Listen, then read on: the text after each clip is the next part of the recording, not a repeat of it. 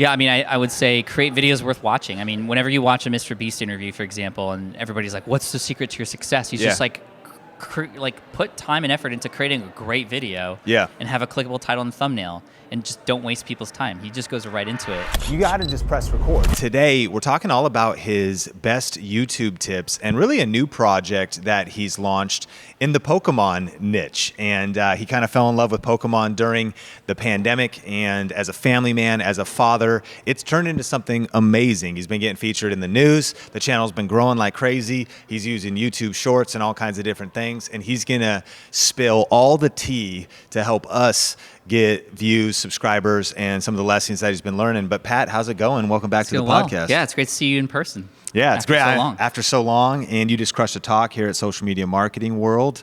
But tell us a little backstory. I mean, this channel, what are the numbers now? And then take us back to when this channel started in the genesis. Yeah, so the numbers now, we're seeing about 8,000 to 9,000 views per hour at this point. Jeez. So we're talking millions per month. And every video, we come out with one video per week, and sometimes a short in between. And we also have live streams that go on, which actually are very popular. We'll talk about that, I'm sure, too.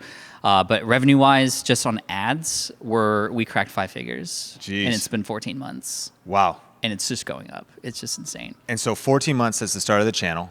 Pitch the vision. Like, what were you thinking? Well, before starting the channel, it was just getting involved with this Pokemon community and seeing all the other creators that were on there. And it was very, very apparent very quickly that everybody was basically doing the same thing. They were what's called cracking packs. They're opening up packs. And what's cool about Pokemon is that there's an inherent mystery in every single pack. The pack that you open up might have the big card in it, or the more expensive one. And then there's subsets of the Pokemon community who are more about the investment side of it. There's a smaller subset about like what's called trophy cards, which are these rare ones from Japan and all that stuff. But I started to notice that there wasn't really anybody who was telling good story around it, and also just having fun. It just was like a business to everybody. So I was like, you know what, I want to come into this space and I want to bring some fun, involve my kids a little bit, and then also just, tell a good story. And I know that based on my other experience, that if I combine that with really good cinematography, that it could be a hit. And so that, combined with the 11 years of my YouTube experience on the Pat Flynn channel and all the mistakes I made there, it was just like, okay, we have a game plan, thumbnail, title, let's rock it out, and it's just exploded. And I love this kind of recipe. It reminds me of the quote from Sally Hogshead of different is better than better. It's a crowded space. There's a lot of people in it, but you brought production value to it. You brought story to it. You brought a lot of marketing experience to it. And then you also brought passion to it, as it was something you started to get fascinated with and fall in love with. Well, break it down. What would you attribute maybe some of the strategies or lessons you've learned in the growth of the channel that maybe are universal? I mean, it's literally the analytics. We are in the analytics multiple times a day. As soon as we publish a video, we want to know how it's ranking compared to our previous videos. If it's below 4, if it's 4 to 10, we make a thumbnail and or title change. We've already made several titles and thumbnails that are possibilities. If you launch a new video and it's in your last top 10 underperforming, you'll pivot the title or the thumbnail? Yeah, absolutely. I mean, that's why it's not getting views. Yep. Because it's not getting clicked on. Your video doesn't exist unless it gets clicked on. And so we've been studying a lot about thumbnails and watching a lot of people like Mr. Beast and getting a lot of inspiration from him and Ryan Trahan and a few others, and just seeing what our audience seems to click on. And we've started to, over time, really nail what that is, to a point where within the first couple hours, we can have a 15 to sometimes 20% click-through rate on our videos. Wow. Now, those are likely coming from people who already know who we are, but over time, of course, that click-through rate goes down because YouTube is sending those videos out to other people, but they're only sending those videos out to new people because our people who know us and who watch our videos or who watch videos like ours are clicking. Yep. So title, thumbnail, the most important thing. Yep. That's where it comes from. And then it's the retention graph. We are like hawks looking at the retention graph. We want it to be as even and as plateaued as possible. If there's any moments during any videos where people seem to drop off, we pay attention to that, never do that again. If there's spikes, okay, people rewound that. They wanted to play that over, so let's do more of that. And we've got it down to a point where we have 60 to 70% retention rate all the way through to the end of the video. Wow. And there's no cliff. And there's no cliff because, like Mr. Beast, we don't even let people know the ending is coming. We just end. And what happens is then now YouTube feeds them another recommended video from ours, and it just keeps going and blasting off. So that's been really incredible. That combined with just talking to people in the community. We have a Discord, which has been really fantastic. We'll experiment with ideas there. We'll share thumbnails. Which of these thumbnails do you like better? Wow. Before you post the video? Before we post the video. So you get that feedback. That's smart. I know you do that. You do that Yep. on Twitter quite Yep. often. And it's so, like, why wouldn't you do that? Yep. Literally the most important thing is they click the video, right? And so that's just been, the Discord's been really amazing, and just getting feedback. What do you like about these videos? What do you not like about it? And again, just being me. I'm not pretending to be a Pokemon expert. In fact, I tell people, I just got in this industry, and I tell people to help me with some of the names on these Japanese cards that I don't even know. Yeah. But I am fully myself, and I'm fully showing up, and I'm learning as I go. And this community that we've built, I mean, we have 1,000 paying members now on the channel. Okay. Because we go live once a week. And when I'm live, I have anywhere between 1,000 to 2,000 people concurrently watching me open packs. Wow. So the main thing you're doing the main way you're doing live streaming is on the other side of someone doing a YouTube channel membership? No, it's actually public, but that brings new members in. Got it. Who then get access to a Discord and, the emotes and whatnot, and just want to support the channel. And it's $2.99 a month, but times 1,000, I mean, that stuff adds up. And Yeah, we're only 14 months into this. So that's $3,000. $3,000 minus the 30%. Minus YouTube the takes. 30% that YouTube takes. So there's a lot there. So one, you build up this community. You're tapping into channel memberships at a low cost, $2.99 for people who love you. They get access to the Discord. That's the only way to get access to the Discord? Yeah, only members, because we want to keep it. We want to have that filter, right? There's a lot of people in the Pokemon space who will try to scam people or take advantage, and we just wanted people who are filtered, who we know are good people, who pay to support the channel, to be in there. Yeah, and when you say we, how many people do you have helping with just this project? You have businesses. You're the SwitchPod creator. You've got smart passive income. That's a team. When you say we, who's all working on this? It's me and my producer, Dan Patrick Norton, who I don't know if you've met him before, but he's been around a lot of the video events.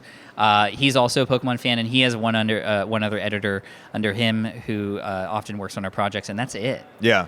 We're just all nerding out about this. We nerd out about not just Pokemon, but like literally YouTube analytics. I love it. And so let's talk the content strategy. You touched on it. You're releasing one proper edited video a week. Yep.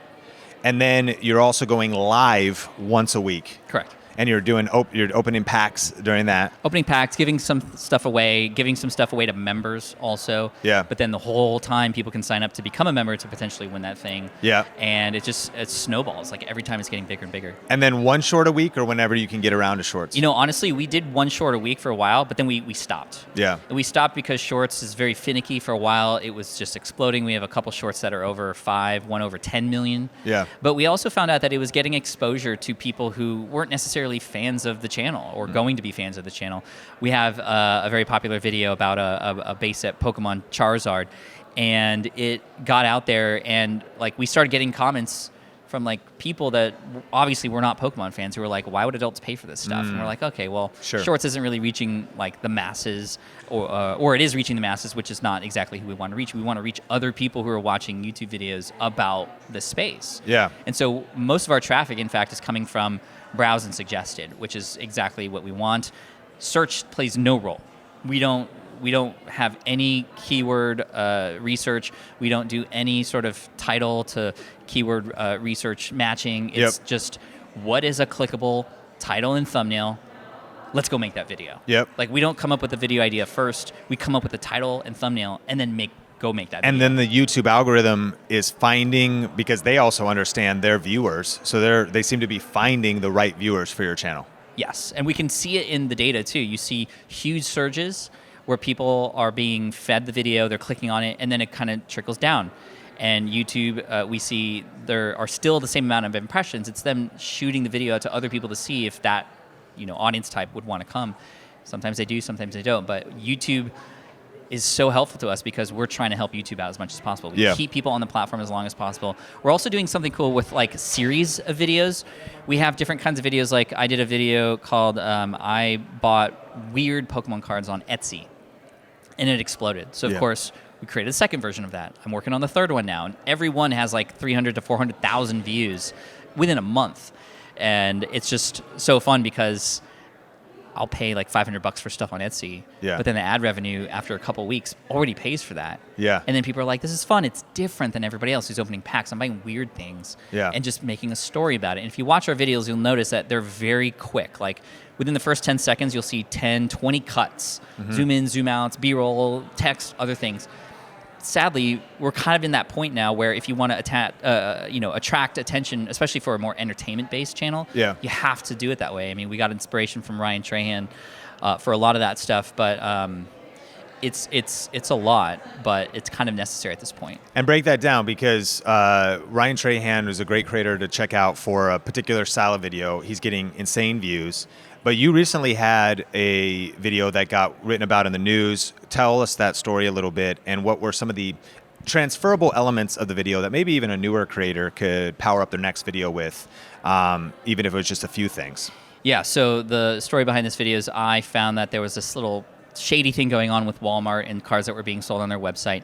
So I ordered those cards, I verified that they were fake, and then I just was like, okay, cool. I need to tell people this news because it's important. I want the community to know. So I could have just popped the video in my face and go, hey, everybody, I have an important announcement. Don't buy cards from Walmart.com. Look out for this, look out for that. Okay, that's useful. Or I can create a whole story about it so that there's stake involved, so that people are remembering the story, so that there's actually context to this. Because the reason why I found out about it was when my Discord members got scammed, and so I was like, that's not cool. I wanna go like investigate this, or Flynn-investigate it, as I call on the channel. And so I start off the video by literally Ryan Trahan style. I'm doing something completely random, and then I go into the story. I'm cutting down lemons from my lemon tree in the backyard. And then I get a notification on my Discord. But then instead of pulling out my phone, I pull out an iPad. And you're like, where did that iPad come from? And then it goes into one of my members saying, I bought a box and it was fake. And then I start going into, oh my God, like that's not cool. And then so I get in a conversation with him on Discord, and I record that, and it just kind of goes. And now there's a reason why you would want this to work out, because this person got scammed, I got scammed, and that's not right, versus just a public announcement. Yeah. People are getting scammed. There's no, like, okay, that's not cool, but now we have a person to root for. Yeah. Right? And that's some real deep storytelling elements right for there. sure. Right? Yep. Like, what's at stake? If there's nothing at stake, why are people watching all the way through? Mm-hmm. You know, and I'm trying to incorporate that in a lot of my Pat Flynn videos now, which is more educational. I'm not going to Ryan Trahan it, but I might get a little bit more purposeful with the cuts and the storytelling and the edits and whatnot, just to kind of hold people's attention and to give a person a reason to stay to the end. Yeah, amazing. Well, Pat, I'm fired up. You're one of our Growth Video live speakers. Yeah. And you're dropping a lot of knowledge here in regards to YouTube. You're getting hands-on feedback with all of this data. I would ask that as we land the plane, what do you think the opportunity on YouTube is right now? If you contextualize what you've learned, you're in this entertainment niche, which is amazing. It makes you very dynamic because you're experiencing that. You've been on this 14-month crazy growth rise, but you're also a OG educator on podcasting, smart passive income, affiliate marketing, and you have the education channel as well. When you think about YouTube 2022, what is maybe just a couple of encouraging thoughts, tips, strategies for someone's like, man, I'm trying to be on what it is now. What should I be working on? What should I be thinking on that could level up my next video? Yeah, I mean, I would say create videos worth watching. I mean, whenever you watch a Mr. Beast interview, for example, and everybody's like, what's the secret to your success? He's just like put time and effort into creating a great video and have a clickable title and thumbnail, and just don't waste people's time. He just goes right into it. And that's what I'm trying to pull away too. I see a lot of even my students who start off their YouTube channel videos by saying, hey guys, welcome back to the channel. My name is this. This is what you can learn here. It's like a person is clicking on your video because they want something. Yeah. Get them into that. But then also use these strategies of hooks and pattern interrupts and stuff to keep people all the way through. Create more open loops in the middle of the video so that they're even more inclined to stay till the end. And be a hawk with your analytics. Like, I can't tell you. Like, yes, that was scary at first. I'm like, oh, I don't want like numbers. I just want to shoot video. I'm a creative. Yeah. But I can reach more people because I know the numbers. And I can be more creative because now I have more revenue because I looked at the numbers. Yeah. You know, I mean, I'm even at a point now where Pokemon's sending me product before anybody else sees it. Wow. And they now see me as an influencer in the space, which is just in 14 months. It's crazy. Kind of speaks, and that was a brand new channel, started from scratch, which maybe had some crossover audience, but is a different audience. I knew nothing about Pokemon before this. And you knew nothing about Pokemon, YouTube is alive and well. It's not too late to start YouTube. Exactly. But become a data nerd and really fall in love with the numbers. And I'm excited to learn even obviously more from your depth of wisdom. I want you to shout out some of your stuff in a second, but Think Media Podcast, one recommended video I encourage you to check out in our archive and or audio episode is our top 5 books for YouTube, one of which is super fans. And so check out, of course, show notes and resources, and we'll link to Pat's stuff. But specifically, if people want to check out your Pokemon channel and they want to follow you, where should people find you? Yeah, so the Pokemon channel you can find at Deep Pocket Monster. Pokemon is short for Pocket Monster, but we get deep with it, right? And deep pockets, right? All that stuff. Anyway, and then you can find me, Pat Flynn, as well on all the Instagram, Twitter, and also on YouTube for my educational stuff as well. Pat Flynn, thank you.